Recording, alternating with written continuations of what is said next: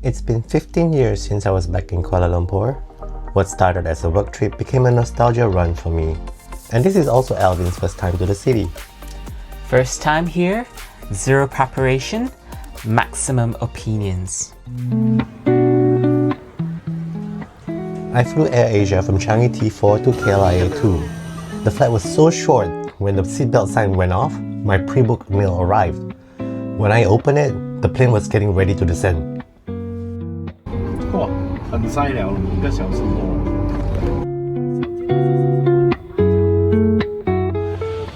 Stayed at Edge Boutique Hotel Explorer. The check-in was fully automated.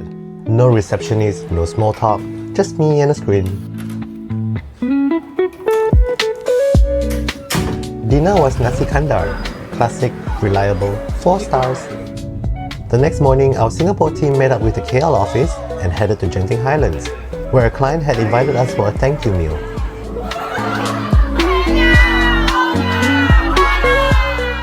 After lunch, we went up by cable car and checked out the indoor theme park. Genting has this mix of different experiences all in one place, which is part of its appeal.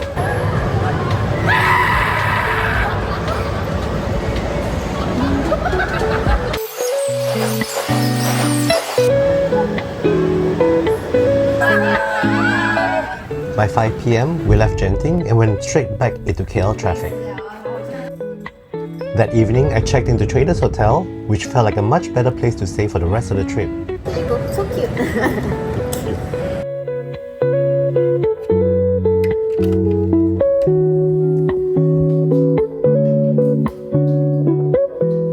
Let's do a quick room tour, shall we? Okay, that's the door that I just came in from. Safety deposit box. They brought up the luggage for me earlier when I checked in. This is the toilet situation. You have a sitting toilet with bidet, shower, bathtub, shampoo, conditioner and bath gel. Oh, hello! Body lotion, hand wash, the usual amenities. You have another cabinet. That's where I put my jacket, bathrobes, some slippers, some ironing board, and an iron behind there. Okay, they come with 3 complimentary bottles of water. What's underneath here? Coffee, tea, a mini fridge, AC hair dryer. Yips, right there. Check out the bed. It's king size. Lounge area. Oh, and the amazing part about this room is not just the room, it's this. Breathtaking.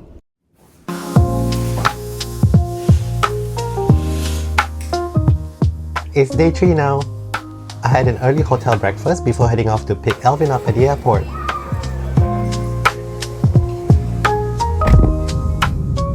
From KL Central, I took the express train to the airport. It takes about 40 minutes to KLIA2, while going by route would still be around 45 to 50 minutes if there is no traffic jam. There's also free Wi-Fi on board. Once Alvin landed, we headed back into town, grabbed drinks at KL Central, and got him checked into the hotel. It was a nice, easy start before we properly got into the city. It's getting hot, busy, and I need a minute.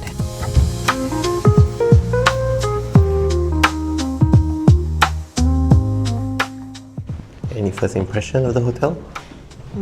Nice. Big window. Check out the gym. Gym opens 24 hours.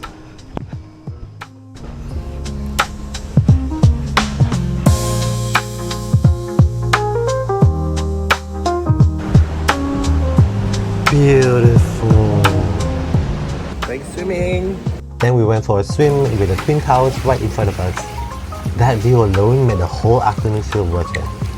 At this point, KL is starting to show off.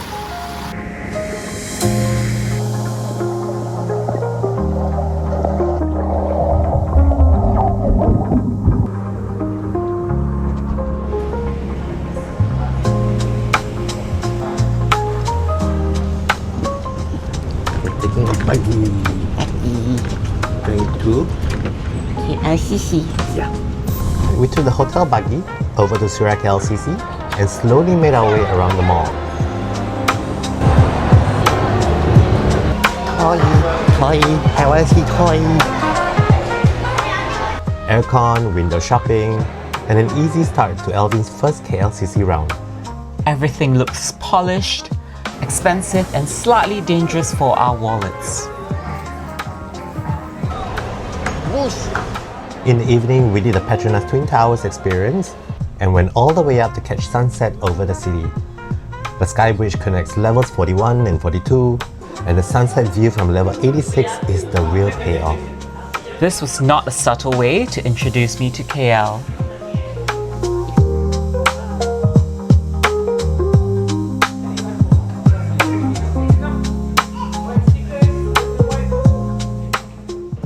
Ladies and gentlemen, presenting Singapore's next top model, Alvin Lee. Self-double. Good evening and welcome to level 86 observation deck. The height here from ground is 370 meter, yeah? And above us actually we do have another two more floor, 88 and 87. But those two floors up there is only for maintenance. The very top 88, that is where we install the big cranes and a gondola used by maintenance to clean this tower from the outside manually by hands. Yeah? Walao.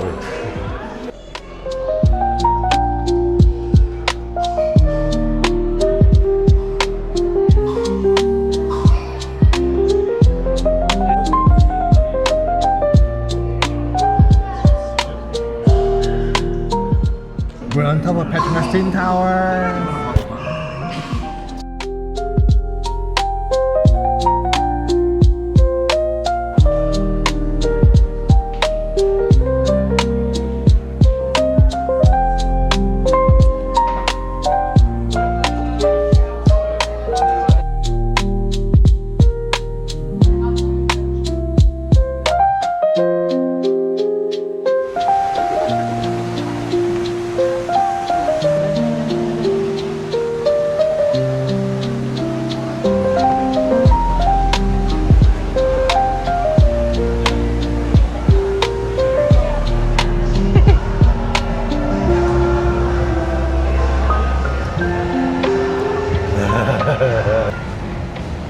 What are you having?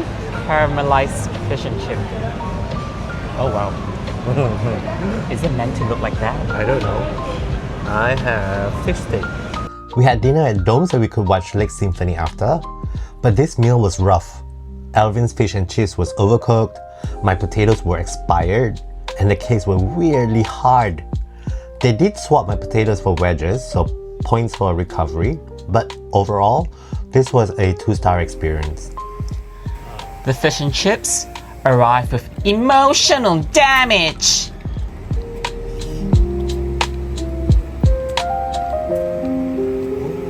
This is the king.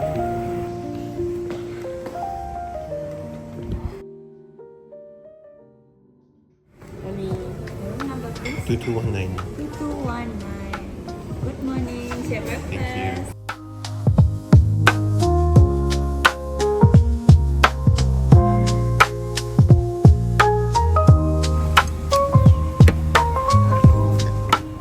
Day 4. After breakfast, we headed to Space and Time Cube at Lot 10. This place was all lights, mirrors, illusions, and photo spots. It was playful, trippy, and more about sensory fun than deep immersion.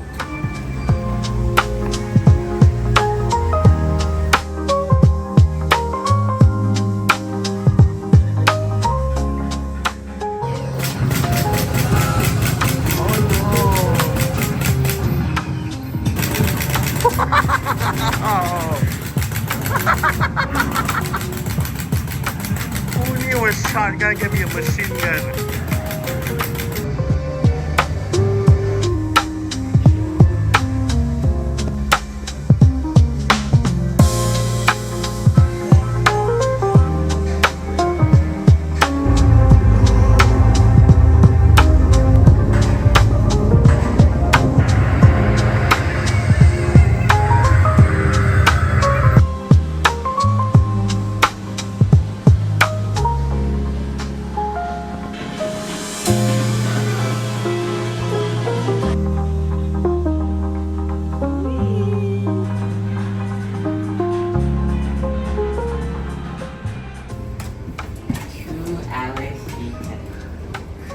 We also added on the Fantasy Cinema, which came with moving seats and special effects.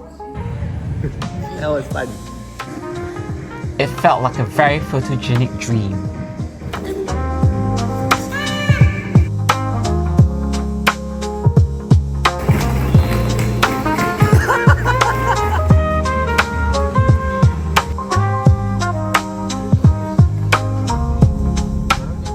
Then we went to Immersify Kuala Lumpur, and this was the one we really loved.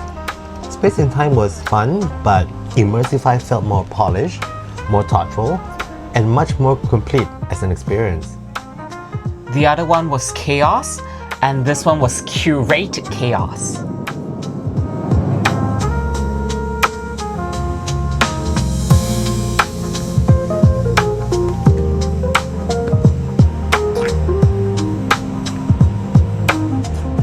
Oh my god, that's cool. It's a giant pizza.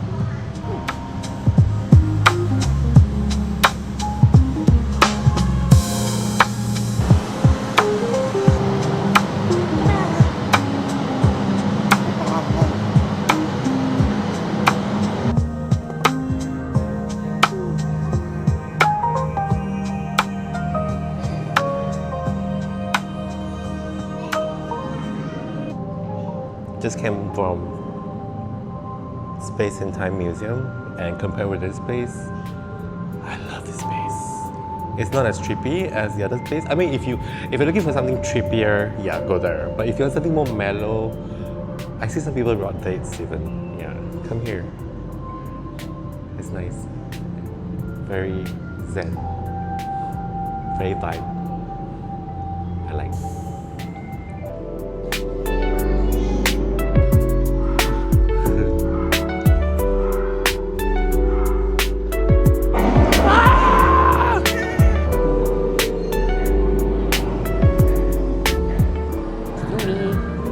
My spirit animal.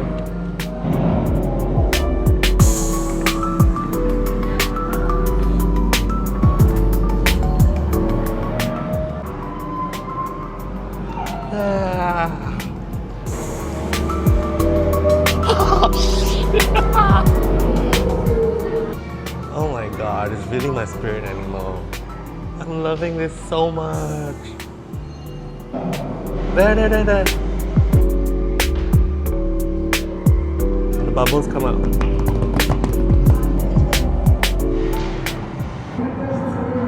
I really can't tell if the room is spinning or am I spinning. Is the room spinning? No. But it feels like the room. It feels like it's spinning. This thing is the one that's spinning. Actually, no. No, I have no idea. Because I'm looking at my thingy here, it's fixed. I'm so confused.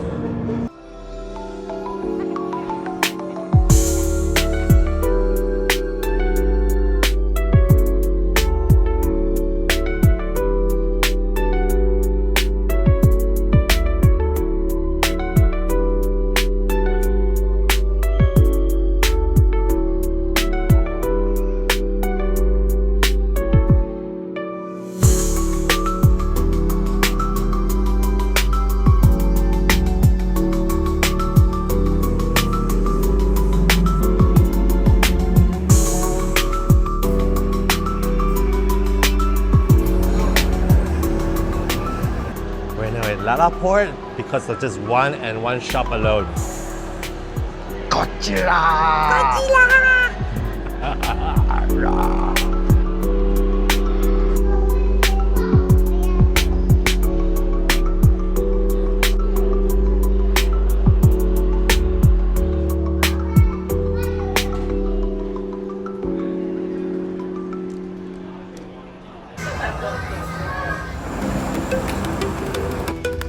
Next, we moved on to the Exchange TRX, and this mall was seriously huge.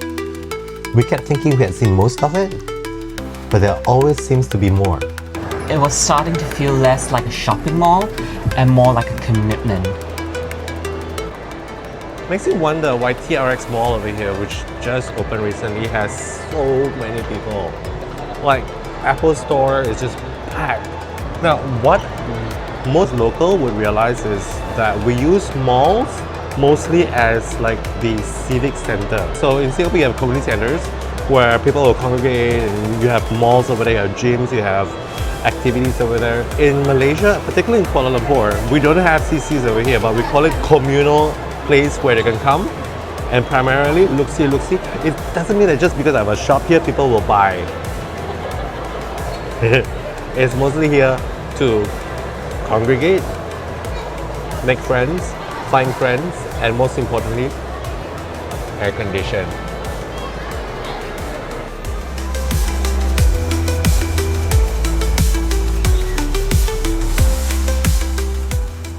Then came the real highlight of the day, Super Matcha. Their signature matcha was so good. I took one sip and immediately ordered a second. Yeah, I watched this happen in real time.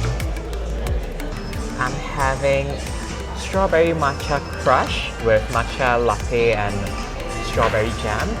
Matcha misu, which is basically tiramisu with matcha. That looks like black sesame.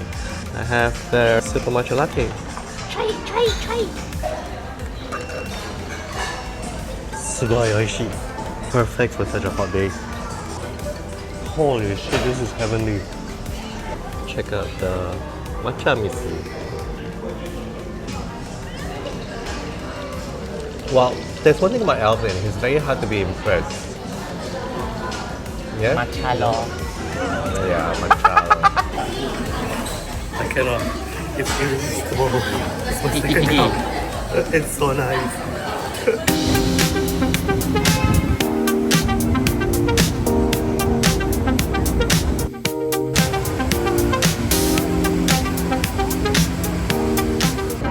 After that, we headed to Pavilion and had dinner at Madam Kwan's.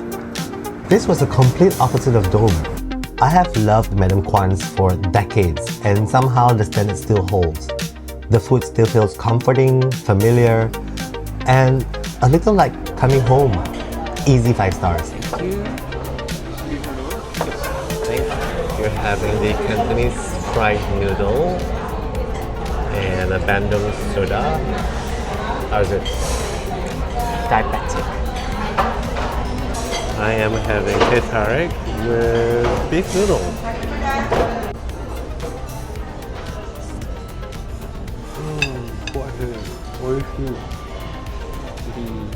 Okay, taste. Chicken is good.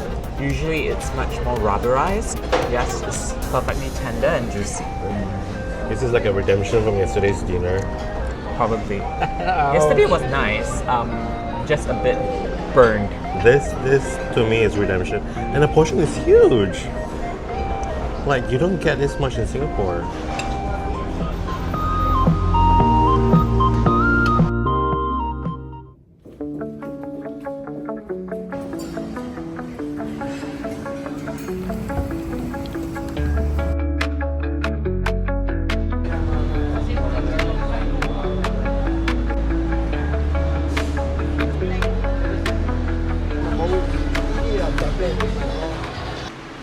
Apoy.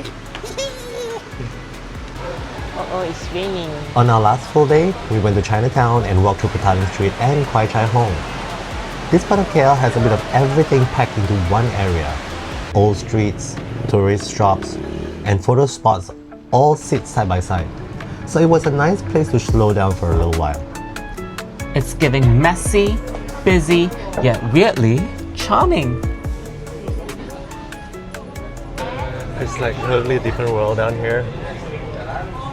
You've been to all the cities, malls, and suddenly boom. Even the music.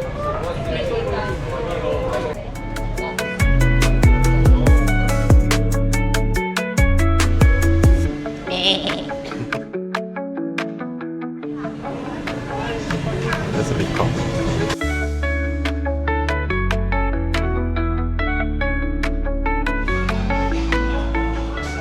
Durian Frappuccino. Milk tea. We made an unplanned stop at Laifa Durian Land for cold drinks. 3 stars. It was fine. Let's leave it there. I'm just having a normal TRX cappuccino, but this boy, what's that floating inside there? What is this? This is Mao Shan Wang white coffee frappuccino.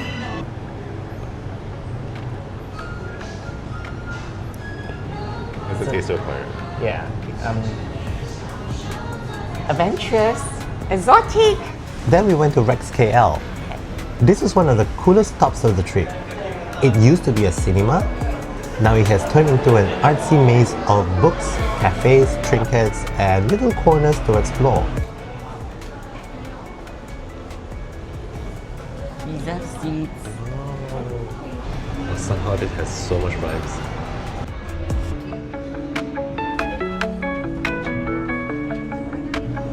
It really feels like the kind of place where getting lost is part of the fun.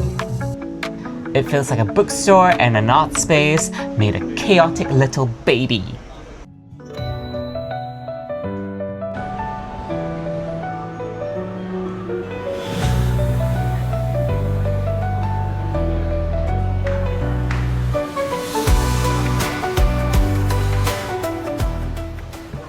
Different genres.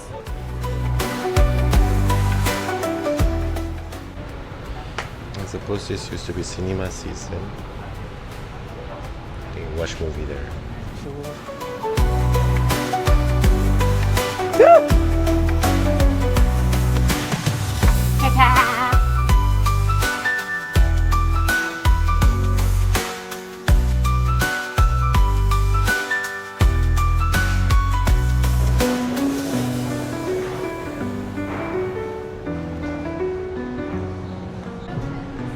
Human care guide. Don't overwork. No beach talk. Treat yourself gently. Stay cool.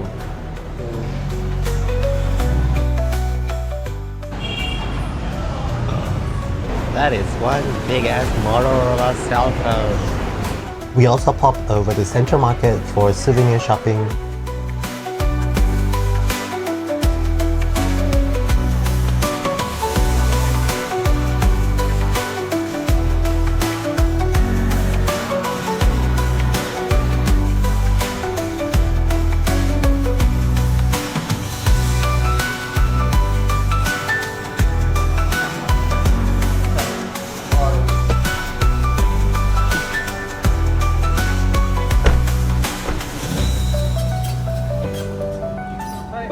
For the final stretch, we went back to KLCC for some last-minute shopping. Traders Hotel does have a late checkout option until 5 p.m, so that gave us a bit more breathing room. And why do you want a kid to start a pimple? Then our carefully timed plan started to betray us. It rained heavily when we checked out, and from there everything became a scramble. Friday traffic, Ramadan rush, a delayed Grab, and a stressful ride to KL Central all followed. Then our flight got delayed too because of bad weather in Singapore. Not exactly the elegant ending we had in mind.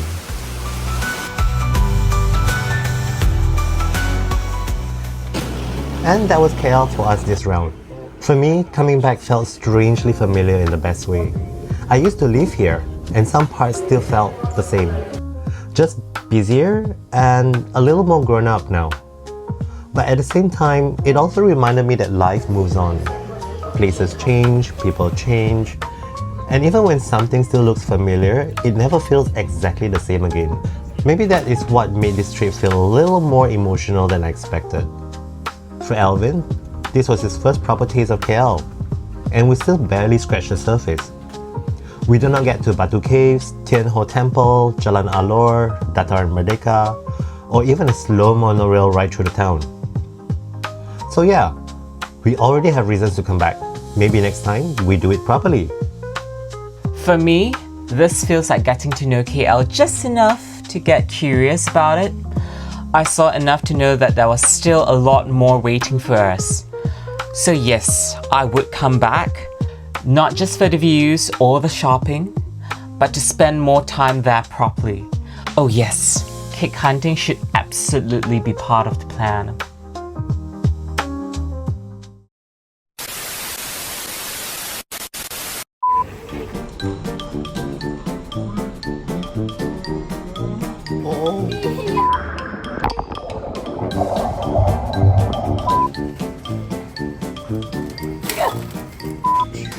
Oh shit.